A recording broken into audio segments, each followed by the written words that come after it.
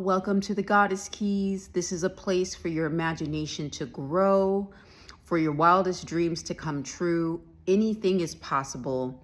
It's just ensuring that you have all the tools and the materials that you need to get to your end game. On this channel, we blur the lines between what is real and what is fiction until there are no lines. We create from the gray area. Even in a society that puts us into polarized thinking and keeps us in our box, this is a part of the grid system. This channel is for folks who see that aspect of reality as being simulated and are looking to transcend that.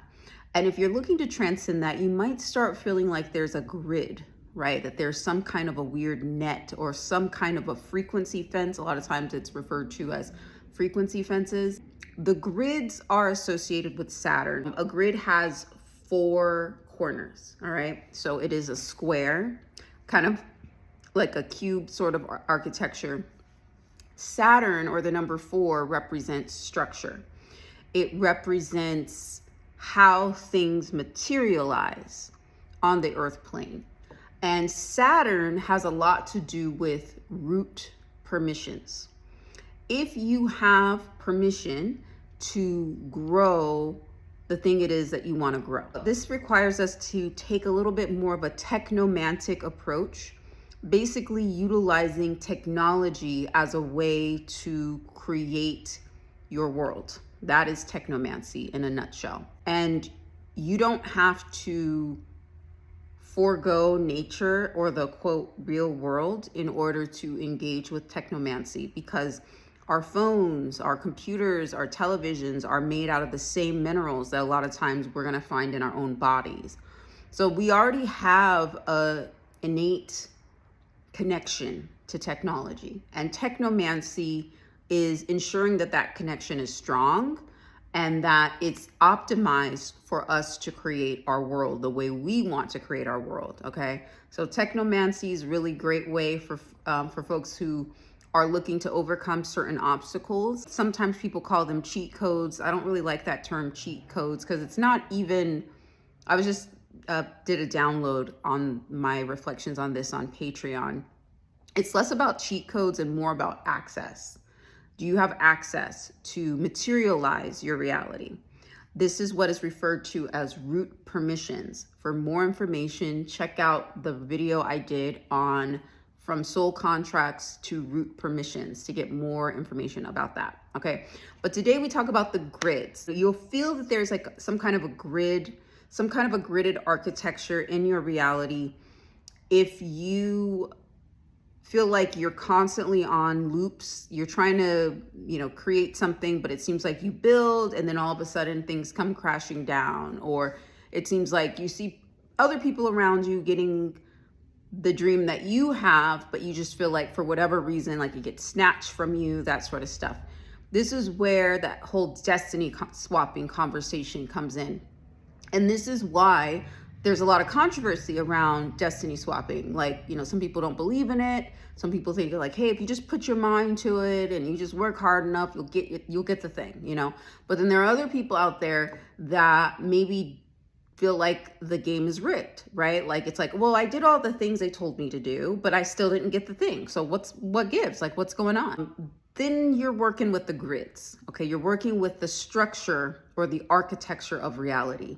The grids are ruled by Saturn, and it's the boundary line. It's like you may not pass, okay? And if you try to pass, then maybe it might seem as though things happen in your world to mess things up, and that's when you start getting that weird opposition energy, or you have Opps in your life, or karmic family members, or false twin flames, all that stuff that they tell us about in like the spiritual communities. But yeah, this isn't about spirituality at all, actually. This is about technomancy and creating your reality utilizing technology and your intent, and also world building. Okay, so this is transcending spirituality. This is more of a technomancy conversation, moving past the lines of what is real and what is not real. So you'll start feeling like there's this oppressive force, and sometimes you might notice it in different areas. So like what I've learned about over the past few years of studying the way land works and the way the boundary lines of land works is that, certain grids are activated in certain parts, okay? Just think of this like a theme park. You know how in a theme park, it's one theme park, but there are different experiences you can have in different theme parks. Maybe there's like a dinosaur area, maybe there's like a fairy tale princess area, maybe there's like a clown circus area. It's kind of like that. And as you travel, depending upon what you're coded for in the simulation, you're going to activate certain grids. And some grids are going to be harsher than others. Some grids might be easier for you to navigate. Maybe things just tend to go well. Being a digital nomad, traveling quite often, I can always see the grid systems in real time because I'll be in one grid system and be really focused or channeled into a certain type of energy when I'm on that grid system. But then I'll get to another one, and then a completely different energy comes online for me. Another thing I've noticed notice how it's worked is with finances. There are certain grid systems that I go into that are not as beneficial for me financially, whereas there are other grid systems I can travel to and just immediately, like, I don't have to do anything, like abundance just flowing, all that kind of stuff. So I've tested it in that way. I've tested it like financially. I've tested it creatively as well. Also, it can happen like with romance or just like how you're perceived romantically too. That can be activated by different grid systems. Some people, they might call themselves a grid worker or a grid keeper. I used to be one of those, okay? I don't refer to myself as that anymore because I don't do spirituality in the same way. More than spirituality, I see art, I see creation. And one thing that I've been learning, and I talked about this a little bit in my last video as well, is that, sometimes what we call the soul and the spirit is some kind of architecture. And if you have a game maker, if we're going based on the analogy that reality is a game, if you have a game maker who creates all of the vocabulary, all the rules, all that kind of stuff, then that means you're confined by those rules. So a lot of times we think about soul and spirit and we attach a very positive association to it, and we want to hold on to that, okay? And sometimes that can keep us invested in the game. This doesn't mean that there's not more to us than what we can see, taste, touch, and feel. It just means it may not go by that term or that understanding. A lot of people who identify as being grid workers, or there's people who think like, oh, if I travel to this point, this part, I'll help heal different grids and stuff like that. I've seen a lot of traps related to that as well. There are certain places in the world that are coded for more like, quote, light workers to go, but they're really just kind of like energy harvesting type stuff. So I've seen that as well. So I used to see myself more as like a grid worker and stuff, and I was really invested in the ley lines because I knew that there was something about what the ley lines were doing that was impacting the way I was experiencing reality and the way collective society was experiencing reality. And there's a lot of history out there, or sorry, not reality, the way that the collective was experiencing life in general. I'm actually getting out of saying things that are real versus not real. So I am transcending saying reality. So thanks for being patient with me on my I don't know if it's a decolonization process that I'm going through right now. Definitely deprogramming, okay? So anyway, I've definitely had that identity of like light worker, grid worker, that sort of thing. And this message is for you if you are that, because this is just another way of looking at things that you're probably not gonna hear a lot of people talk about, okay? It's this idea that, if you're tapping into the ley lines or the grids, what that really is those are just nodal points on the blueprint of the game board simulation. So you're tapping into the structure, like something in the structure of life is causing certain experiences that I don't want to have. And then you start asking the question, how much of this is orchestrated and how much of this can I transmute or transform? That is when you start going to this concept of the grids. To get to the other side of that, to perceive life from a world building perspective, it would be very helpful to see things past the grids. So even when we think about different political conflicts or wars, they tend to happen at different places in the world, connected to different ley lines, connected to different sacred sites, also known as places of power. There are these places of power that have been gridded on the earth. And a lot of times what's happening is there are certain calculations in the blueprint of that part of the earth simulation, which will maybe generate more power for people if they know how to access it. But it's actually beyond that. Like if you are looking to transcend the traditional grid system, which is based upon horizontal and vertical lines, everything's very easy to track that way. If you think about a big old Excel spreadsheet, if you're looking to escape the Excel spreadsheet of life, maybe you don't fit into a little cell, right? Maybe you fit into, maybe, you want to paint messy. Maybe you want a whole canvas to create on, okay? That's when you might want to transcend the grids. And the way I've seen the grids is being like you kind of thinking that you're in a simulation, but also thinking that things are, quote, real. And then understanding that the reality as you've known it has been programmed from the beginning. And now you're ready to be your own programmer. And when you dive into the depths of what simulated reality really looks like the architecture of it, you're at the grids. When you're getting close to that kind of perception, you start thinking a lot about death. You're going to be programmed a lot of times to feel like you're dying, to have fears of death, to have like these irrational fears come up. It may not be genuine fears. Sometimes it's programmed into you to not go any further, so you don't go past it. Sometimes if you're close to the consciousness of the grids or transcending that grid, you'll start hearing a lot of construction around you. That's so common. Lots of construction will start going off, okay?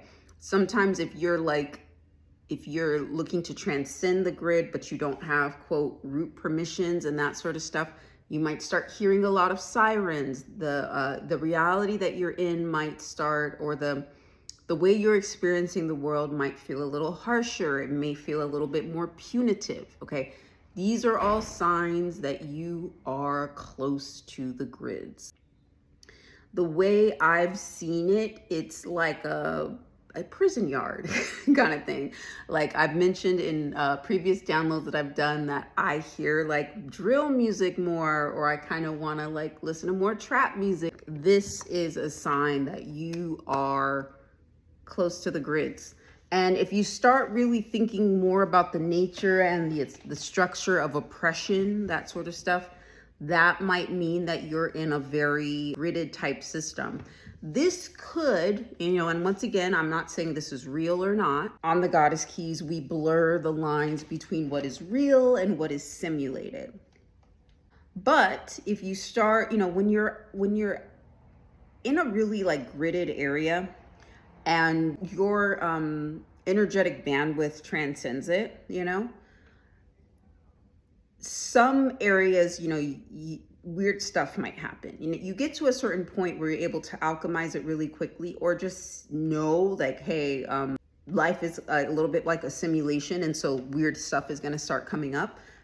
So let me just like make sure I transmute it before then. You can do that as well, and so that's what a lot of the stuff I've provided for folks like related to the destiny swap reversal or the soul contract revocation, although I'm transcending out of the soul contract stuff. So I'm going to be cultivating more materials related to this concept of root permissions too, which is a lot more effective, or just Yeah, it's just a lot more effective. I'll just put it that way. You'll notice in my subliminals, I have a little bit more of a technomantic kind of feel to it because I'm moving out of the spiritual stuff. I don't really do stuff related to the chakras and all that.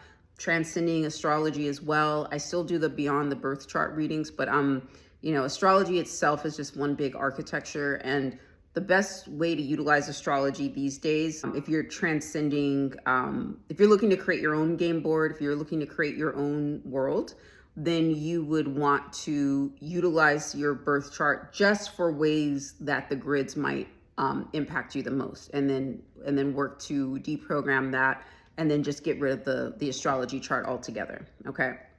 The astrology chart will show you basically what grids you're attached to. And a lot of times the astrology charts of your friends and family will show you what grids you guys activate within each other. Some signs that you might be experiencing like a grid type system. I'm just gonna summarize. You'll have weird sirens around, construction, some helicopters too is a big one. You might get some adversarial energy if you're like looking to transcend it, or if you're looking to transcend that grid, then that's when that oppressive kind of energy comes into play. You will hear a lot of machinery, okay? So you might hear, you might be interested in like kind of more metal music or trap music, stuff that kind of sounds like machinery. Something that comes to mind off top is that song Grindin' by Clips. I don't know if y'all know that. That came out, it's an old song. Came out when I was in high school, but like that's that song. Just type it in, Grindin' with Clips. Another song that comes to mind where I feel like this artist does a good job of the grids is that song by Childish Gambino, This Is America. That's a good song that kind of interprets the grids, okay? And if we think about like drill and trap music and all that sort of stuff, what happens to a lot of those like rappers and stuff? They go to jail or they pass away. So you're getting at that weird institutionalized energy, and a lot of times like a death current energy.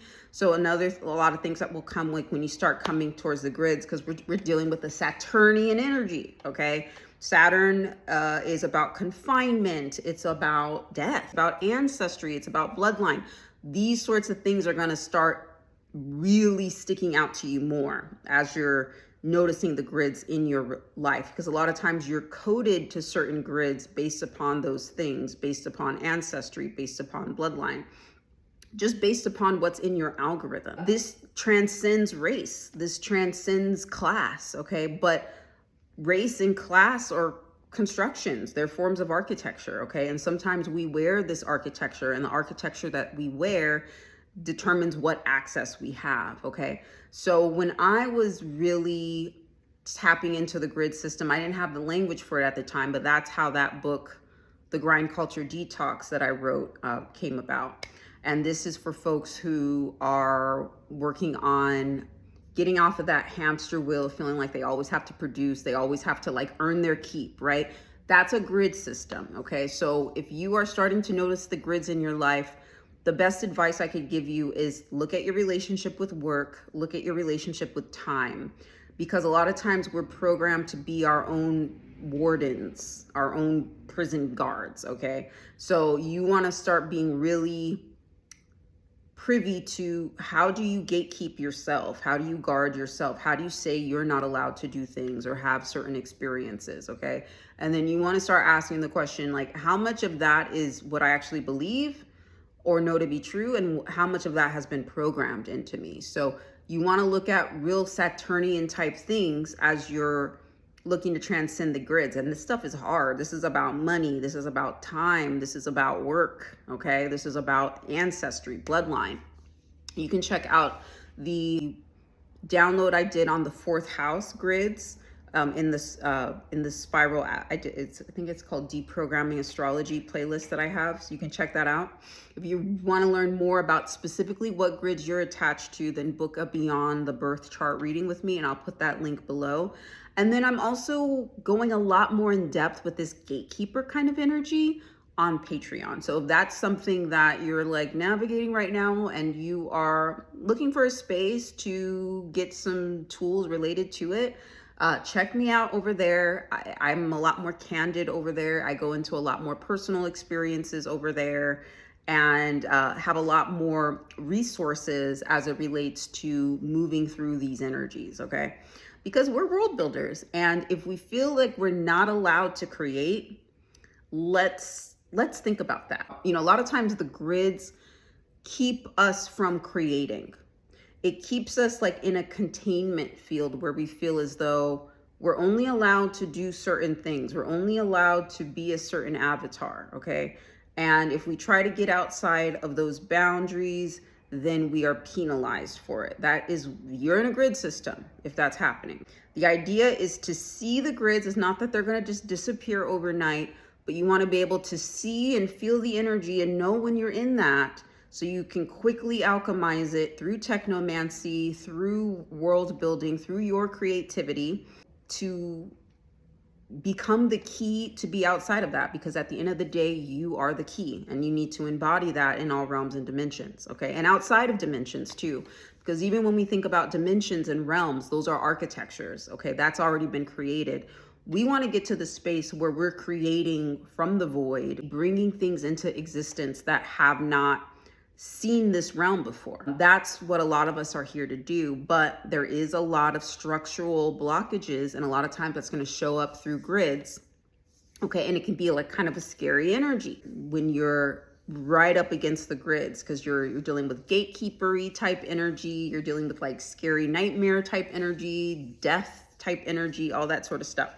The other option is to just be afraid and stay in your little cell, you know, and not really be satisfied or like your life. Some people will just be like, you know what, I'll just take the grid. I'll just stay here because like I'm too afraid of all that other stuff you talked about. Totally valid and understand it. And I've been there actually, okay? Me 10 years ago hearing this would be like, what is this lady talking about? Okay, so I totally get it. But you get to a certain point where your world just feels too small. You might feel like a caged tiger just pacing back and forth, and you know that there are these confines. You can't see them, but you feel them. You're coming up against the grids. And at some point, that oppression, living that life of oppression, is scarier than the idea of transcending beyond it. And that's when you're ready to learn more about the grids, okay? To see that there is gridded architecture around us, why sometimes you don't feel right being in certain neighborhoods. And I mean that for like a very wealthy person walking through a very impoverished environment. A very wealthy person walking through a really impoverished environment is going to feel really scared and threatened because they might be coded not to be there. Okay. And the same thing, somebody who maybe is used to being in a more impoverished type of environment goes to like a really upscale fancy place, and they feel out, and they feel like they're being ostracized, and they feel like they're just having a lot of oppressive energies around them because they don't belong. These are grid systems. These are architectural blueprints that are around us, and they show up in the real world, quote unquote, but they also show up in more of a technomantic kind of energy as well. So those are the grids in a nutshell. I could go in a lot more depth, and I will, but that's just to give you a primer around what I'm talking about when I say grids. I hope that, you know, wherever you're at, you're well and thriving, and know that if you're not, you can always alchemize that situation. It's just time to maybe have a more of a structural conversation as opposed to a manifesting, light worker, law of attraction, healing karma conversation. When you're at the grids, you're transcending that. You're moving into a way different realm, and it's a world building realm. But we got to get through some of these architectures first. So I hope this is helpful and inspiring to you if you feel like you're on the edge of something. And if you are looking for more resources, you know I got you, all right? So until we meet again, bye.